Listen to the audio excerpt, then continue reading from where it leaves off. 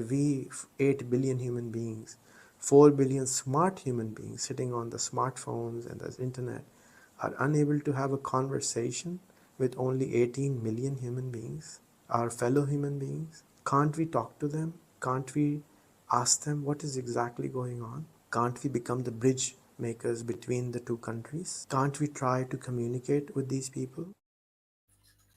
Bismillahir Rahmanir Rahim. In the name of Allah, the most beneficent, the most merciful, to all my graceful audience, Assalamu alaikum wa rahmatullahi wa barakatuh. I am Rahmat Empowerment Wala, striving to achieve self sustainability for me and for the people alike. I'm host of this interview series podcast named Empowering Minds. The objective of this session is to call upon such prestigious guests who haven't just explored their own mindset but are trying to empower others' minds too. To serve the purpose, we have with us Nachum Katz from Israel.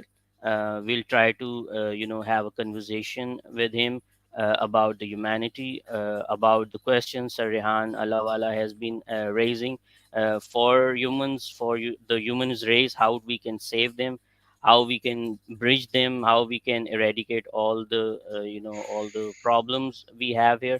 So let's begin our conversation. Hello, Nachum Katz. Salam alaikum. Hello, and Uh, my blessings to you and to Rehan for all that you do in order to create a better world and a better future. Thank you very much. Thank you, sir. Thank you for your time and presence here you have shown on my request. Thank you so much. My pleasure, my great pleasure. So, to follow the pattern, I would like you to introduce yourself so me and my audience would know better about you. Mhm. Okay, so my name is Nachum Katz, as you mentioned. I was born with a different name. I was born with a Romanian name because I was born in Romania. I was born to a mother who was a Holocaust survivor.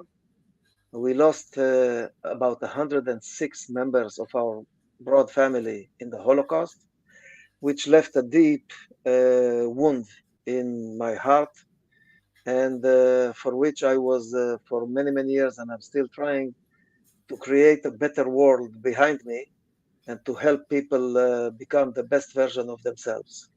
Um, I um, I spent 20, never planned to, but ended up spending 22 years in the military, in the Israeli military. I came to Israel when I was 14.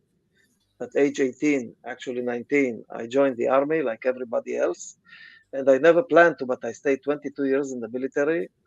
I retired as colonel in 1997, uh, or no, even before, 97. And since then, I did a wide range of jobs in education, in non-profits, NGOs, and for-profits. I led an organization that forwarded the peace between Jews, Muslims, Druze, Arabs, Christians through martial arts. It was called Buddha for Peace. I was the CEO for it, and I did many other things. I'm a volunteer. I have many Arab friends, and some of my friends are or were in Gaza. And let me first, and I'm a grandfather to four, a father to two girls, and married to my love of my life from age 14. And let me first start and say that I am deeply, deeply concerned and deeply empathetic to the horrible loss of life that is now on both sides in Israel and in Gaza and anywhere else in the world. So, for innocent lives that were taken or hurt by some of these activities, I'm deeply, deeply sorry. And I hope that, inshallah, we will find the way to peace. I'm not sure, but let's hope. Inshallah, sir. Let's hope for the best and be optimistic, sir. Inshallah, Inshallah. there will be a time when there will be no war and everyone would respect the right of living of every other woman, every other human. Thank you for encouraging me. My Yeah, pleasure. It's my job to encourage and give confidence to the people. Sir. amazing. And sir, you mentioned that you have been in military. So, is it necessary for every Israeli citizen to serve in Yeah, military? yeah. It is mandatory law. During my time, it was 3 years, and I went to officer course. Therefore, I stayed longer and longer. And in the last years, the last few years, in '87, I unfortunately had to participate. I was in the first Intifada, and in '82, I was in the Lebanese war, in the first Lebanese war. So, and my last 4 years in the military, I was the head of a large base, which is an education base of the army, which I was the head of that school. I was the colonel of that school, which empowers people, takes soldiers that didn't have the chance to learn and complete their studies. They can complete their studies in the IDF, high school studies, and helps newcomers to learn Hebrew and also instills values of humanity and values of the IDF to the soldiers. So I had the honor of being, that was my last position in the military, and then I retired. So every woman, every girl has to serve in military too. Yes, the girls have to go, they used to have to go 2 years, men 3 years. And if you go to officer course, you had to do more. You must know that there is quite a large segment. It's about 12 to 18%. It's not complete, but 12 to 18% of the people of Israel are Haredi, ultra Orthodox religious people, who most of them, the vast majority do not go to the military because they believe that their help to the state of Israel is by studying Torah, by studying Bible. It's a controversial issue in Israel, and we expect them to do the same. But this is an ongoing issue. But some of these guys don't go to the military. So is it it's mandatory? So how they don't go? How This is is the the law? good question. The Israeli political system is a coalition system, and we have many parties. And from the many parties, you have to build a coalition, and then you have to have guidelines that give some to here, give some there. And so they were exempt from military because of coalition lines for different governments along the years. Nowadays, there are some that do join the army. Some of the units have excellent soldiers from the ultra Orthodox sector. But many of these, if you see them on TV with the big hats and long curly hairs and the black coats, do not want to go to the military, and they believe that their contribution is by studying Torah. And as I said, it's highly controversial, and depending on the government of who's in power and who is in coalition, they can do more or less of that. But along the years, there was a status quo accepted that some numbers will not join the army and they will let them go because it was important that they take part into the government. Uh, if you watched some of the demonstrations in New York, you could see that in some of the pro-Palestinian demonstrations, you could see ultra-Orthodox religious Jews in the front rows, marching with the guys that raise the Palestinian flag and calling for the freedom of Palestine and against the state of Israel. This is because those people, they by the way, they support Iran, Jews, Orthodox Jews, ultra Orthodox Jews. They support Iran, and the Palestinians, even the terror organizations, which we will talk about, because they believe that no secular, Israel is more than 70% secular, and they believe that the secular people have no right to establish a state in Israel before the end of the days, which then which will happen when the mankind will stop sinning, and then only God will establish the temple and the Jewish country, etc., etc. It reminds you of a different version. No, sir, I'm So just listening to you. yeah, you're very sweet. So we need to know that we have these Israelis also that don't accept the existence of the state of Israel. They live in the state of Israel. They don't pay taxes. They get government money, coalition money, and they are against the state of Israel. So we have this is how it happens in democracies. Okay, sir. So you said in your introduction that you are executive coach and you are coaching. So I would love to know, what do you coach, sir? I coach a lot of people for life coaching, people that want to change their lives, improve their businesses, uh, find a new path in life, to become the best version of themselves. So it's pure empowerment. It's pure along your mission. And I coach also executives and leadership teams of companies all over the world. So I have many coaches, clients from all over the world, and it's a wonderful opportunity to do good. And I'm trying to do as much as I can out of it, and I get great pleasure out of it. Excellent, sir. Excellent. Oh, sir, coming towards the questions and answers I have prepared for this session. So, Mhm, there's a conflict going on between Israel and Palestine, and many human lives have been taken by this war. And for many years, we have seen this going on and on.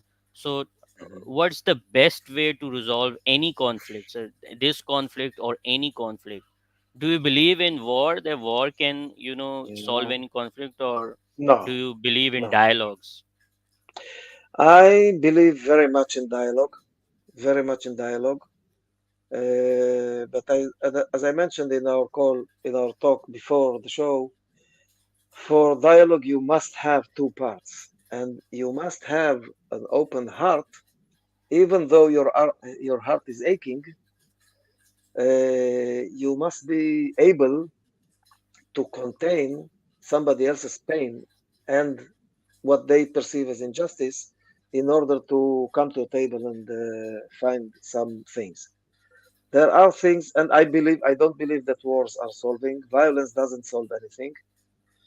Um, the situation that we are facing for too many years is a situation where, on one hand, there is pragmatism, and on the other side, there is a strong religious conviction that does not allow or does not create opportunity for dialogue. So you can invite someone to dialogue. If they don't want to dialogue, then it's very difficult. So if you go to Christian um, beliefs, they would say that if somebody gives you a slap on the cheek, you should give the other cheek. Well, I don't think that it works that way. I mean, you can give your other cheek, but if you're slapped again and again and again, and this is persist, then you have to find new ways. And yes, we all have to find new ways, but it must include dialogue.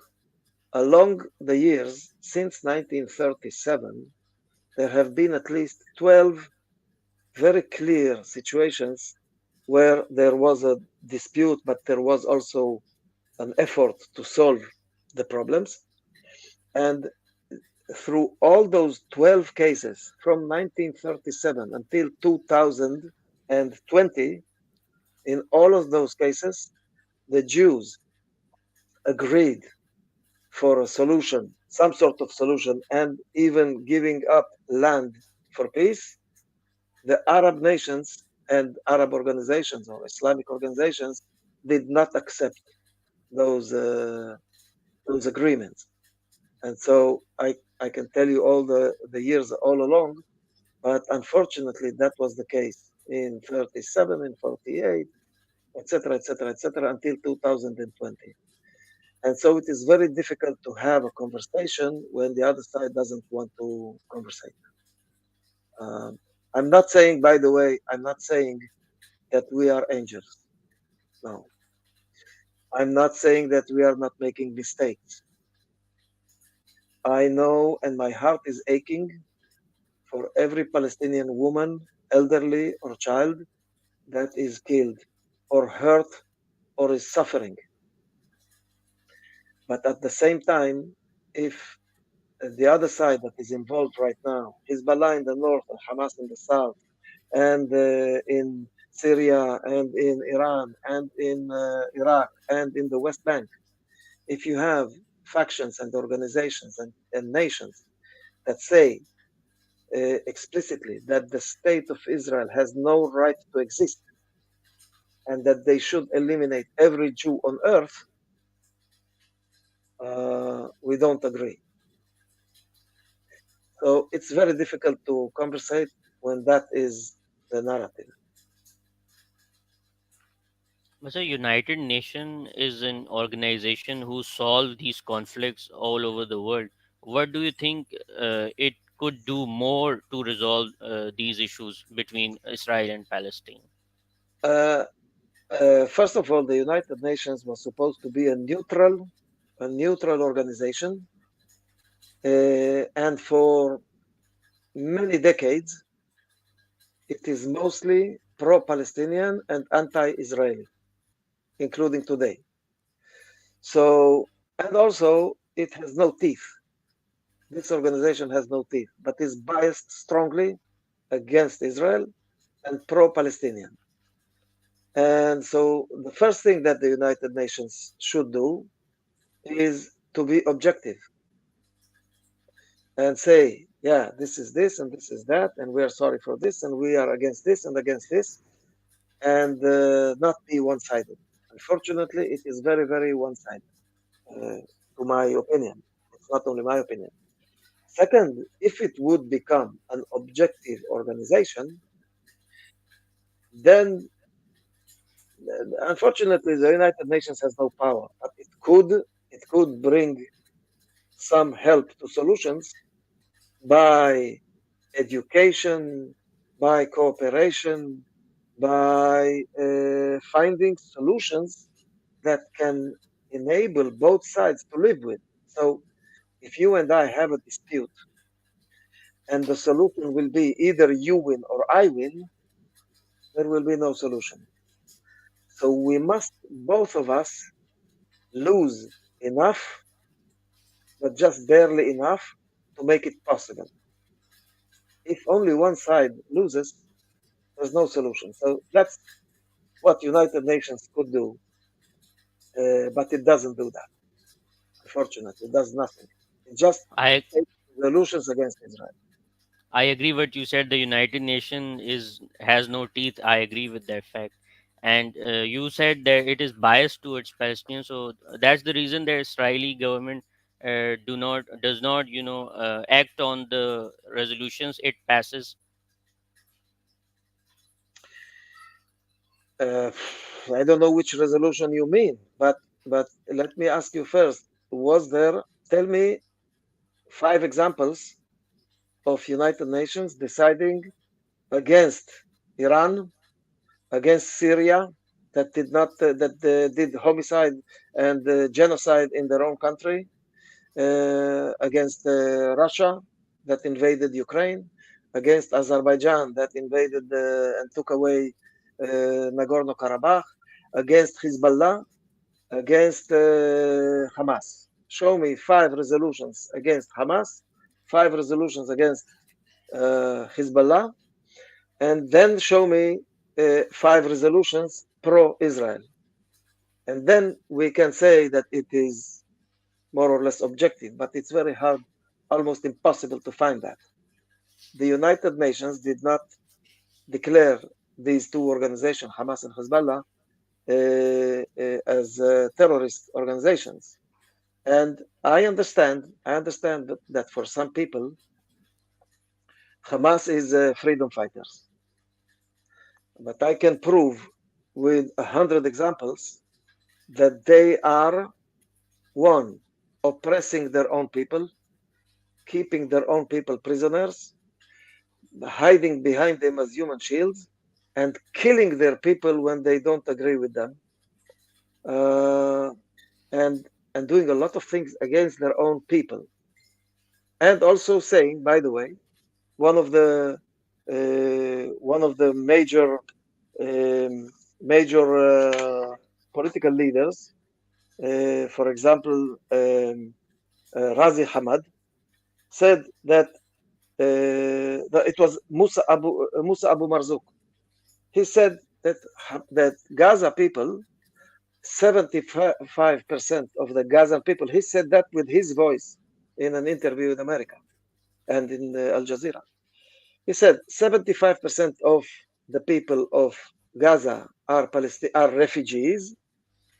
Therefore, in spite of the fact that Hamas is the elected government of the Gazans, they were elected in an election. In spite of that, the responsibility for those 75% is not on the Gazan government, which is Hamas, but the responsibility for the 75% of the population is on the UN, not on them. So, what kind of government doesn't take responsibility for their own people? How come they built 500 kilometers of tunnels to fight and hide under the ground, and the zero shelters for the population, for the 2 million population? So, uh, uh, Razi Hamad from the Hamas leadership, he says, first, we will do it many more times, what we did on the 7th of October, the massacre, the horrible massacre. But also, uh, uh, we don't, he was asked, why are you not building under shelters for your own people? You had all these millions of dollars to build 500 kilometers of underground tunnels to hide and to fight from. I understand. Why zero to your population? He said, we have to watch ourselves and we have to hide because the Israelis target us, and we have to pay sacrifices. So they built zero shelters for their own population. So you're asking me about the UN. They should ask these questions. But these are their own people that said. Khalid Mashal was asked of how come that they are using human shields and that they hide behind the population. He said every nation had to sacrifice people in order to freedom, and he doesn't care about the Gazans that are killed. He said this is a sacrifice that we have to do with his own voice. And finally, Yahya Sinwar and others who planned this attack on October 7th, they planned it for 2 years. Not one little event here or one people killed here or 5 people killed there. They invaded Israel in the border, and they planned it for 2 years. What did they think that would be uh, the reaction of the Israelis? That they will sit like this, do nothing. So finally, um, uh, when you have an underground, let's not call them terrorists, okay? But I say they are terrorists. They are horrible terrorists, worse than ISIS. But when you have a group of army people, okay, if they fight army, then they shoot against army. These people shot 10,000 missiles on civilian settlements in Israel, on Tel Aviv. There's no soldiers in Tel Aviv. I live in Tel Aviv. They shot many, many missiles, 10,000 missiles on civilians, not on army. And so when Yahya Sinwar did that, he knew what will be the reaction of Israel. He knew, he didn't believe it will be so harsh, but he knew that there will be casualties. And in spite of that, they did it. So they didn't come to talk. They said, okay, you know what? Let's talk. No. They say in their covenant, in their basic constitution, they say that every inch of land is Muslim, which is not true. Palestine is not Muslim land. They say that no one in the world has the right to give up 1 inch of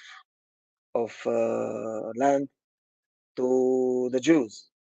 They say that they need to kill the Jews. They say it in their covenant, in 36 um, statements in the basic constitution of Hamas, that Israel has no right to exist, that Jews have no right to exist, and that they will do it again and again, and jihad is the only answer.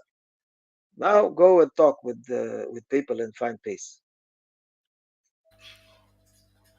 So you talked about Palestinian land. So we are living in an era where no one can, occupy an inch of land to any other country or any other people. So that's what we have been seeing there. Israel has continuously, taking land from Palestinian people. So we'll What now land? go towards that there. So we will now go towards that. There will conflicts. So it was just No, but respond wait, to what you Reham. have said for the last 10 minutes. So it was my duty to put one sentence on behalf of Palestinians. It was my duty. Yeah. So you said that Yeah. October 7 attack, you talked about that. But We wait, know. wait, one second. There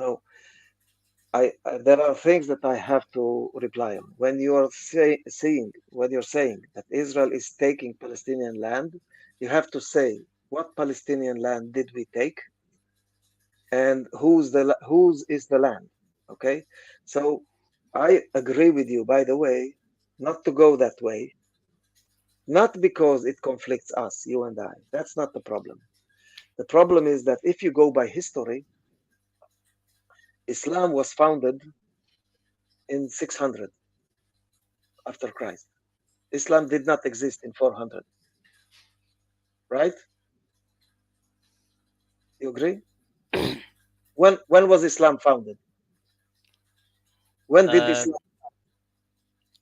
so you're talking about Prophet Muhammad alayhi salatu wasalam, when he came to this world. We believe that all the prophets practice Islam, and all the prophets taught Islam. We as Muslim believe that Yeah, but Islam is to submit your will to Almighty. So this is Islam. So all the prophets taught this. but yeah, but Islam, I agree with you. But Islam as a religion, as a different religion that has a different book of Quran versus Bible versus the New Testament versus the Buddhist scriptures, Islam started only in 600, around 600, not before. So, and the land and the kingdom of Israel, the Jewish kingdom, was here in 400 before and in 130 after, and there was Jewish majority here. And Israel existed here as a sovereign state 3,000 years ago. So Sir, I know I, what you are yeah, going to, but after, we are not living in 1000 BC or 200 AD. We are living in, yeah, 2023. You cannot yeah, take land but you from cannot by start it. force, by But military, by weapons. We cannot. I agree, I agree. But if you start with the argument that we are taking Palestinian land, you have to prove it that we took Palestinian land. This is not Palestinian land. This is Jewish land. So I agree with you not to go there, But if we go there, this is the fact. But I want to help you and me to continue this good conversation. And you're very kind and very sweet. And no, I appreciate that very much because it's not easy task, not for you and not for me. It's emotional. It's tough. There are casualties. There is war. There is hatred. There is so much hatred. You know, I believe you asked me what can we do. I believe that and you see that I don't even have air to talk because it sits heavily on my chest. I believe that we need to pour, to bombard, to bombard this piece of land and the whole planet. We need to bombard it with love for many decades from both sides, all sides. In Pakistan, in Israel, in Jordan, in Romania, everywhere. We need to bombard from up down, top down, from leadership, from countries, from governments and down, all the way down, before we can start to bridge this gap. Because for so many years, so many decades, we are pouring hatred, and this is the result. So I do want to say something that might help us. There are four kinds of conversations. Now we're going to the coaching solution. Sure, sir. There I are, would love to. yeah, yeah, there are four types of conversations when we talk about tough conversations. The first conversation is the what conversation. What did happen? Who started? Who did this? So now it depends if you want to start in 2023 or 2020 or 20 or 1948 or King David or Abraham or whatever. That that is a blaming conversation. It's no help. The second discussion, which is when we conduct a tough conversation, the second conversation is the emotional conversation. So I'm very hurt. I'm deeply hurt. I must say what I have to say. You stop me. You have to say what you have to say. It's going nowhere either because we have to try to meet our emotions, and it's very difficult, almost impossible.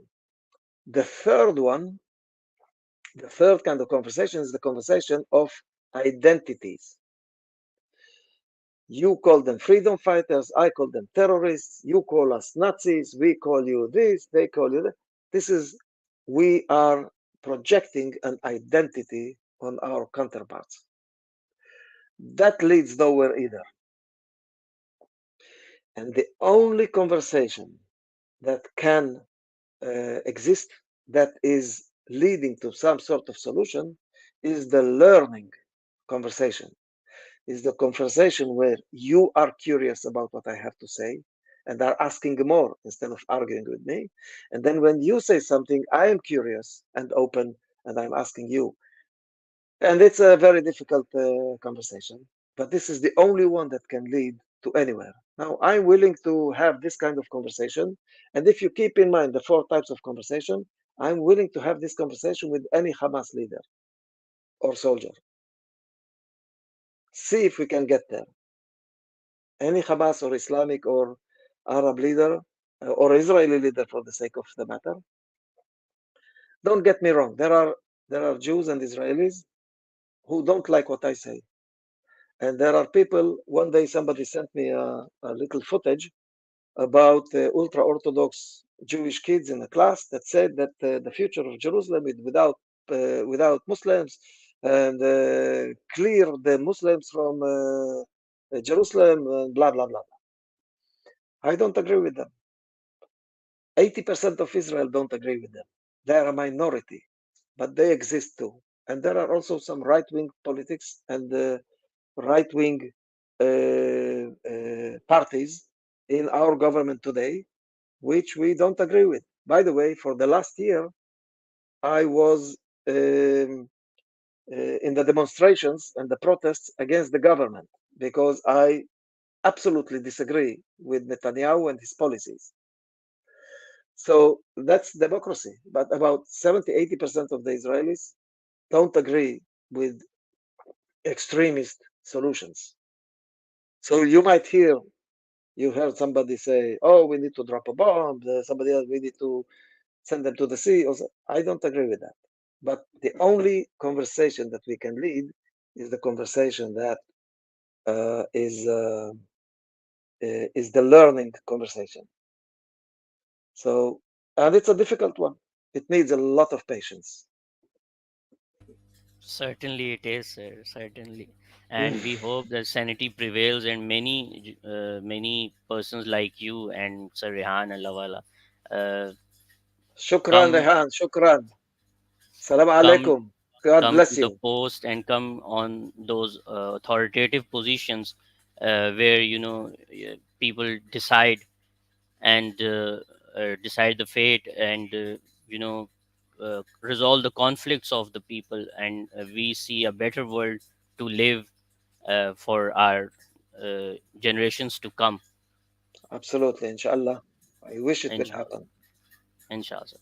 Thank you so much for your time, and I'm sorry if I said anything which hurt you. And No, no, no, no. You didn't say anything wrong, and I have to thank you for your patience and kindness. I know I said harsh things, and by the way, I have harsher things to say, much harsher. If I go into, if you allow 3 more minutes, I can tell you some harsher things about what happened on the 7th of October and many more, and what is going on the ground and the hospitals and the schools and a lot of things there. But you have done a fantastic job, not because you didn't contradict what I say, is because you allowed me to give my perspective, then everybody can judge. And I want to say one final sentence for you, and I really thank you for this wonderful opportunity. You've done a terrific job, and I know it's not easy. thank Uh, thank you. yeah, I told you in our talk before that one of the big problems is that we do not have the curiosity and the open heart to check the data. We are using, we are taking a lot of data only from several areas or sources that are convenient to us. The hard thing is to listen to things that out there and to look for data that might contradict what we think, and to see what's out there and to see footage and articles. And yeah, some of it we will agree, many of them we might not agree, but we have to understand that there is not one truth. It's not our truth, their truth. And finally, that violence is not the answer and war is not the answer, and that we definitely need two people to tango. So I Definitely, thank sir. you very, very much. Thank you for your time, sir, and thank you for your presence, and My thank you pleasure. for the illuminating discussion we had here. I hope it clears many minds, and I hope sanity prevails, and we see a better world to live. Thank you so Inshallah. much. Inshallah. Thank you. Take care, Rahman. Thank you, and good luck Thank to you. you. Thank you Take so care. much. Bye Take bye. care, My sir. pleasure. Bye bye, sir. Bye bye. So, my audience, you watched Nachum Katz from Israel. I hope you enjoyed this conversation. I learned lots from him, and I hope you did so. And I'll see you next time, next session with some amazing guest. The next time I'll see you. Take care of yourself. Bye bye. Inshallah. Take care. Thanks a lot.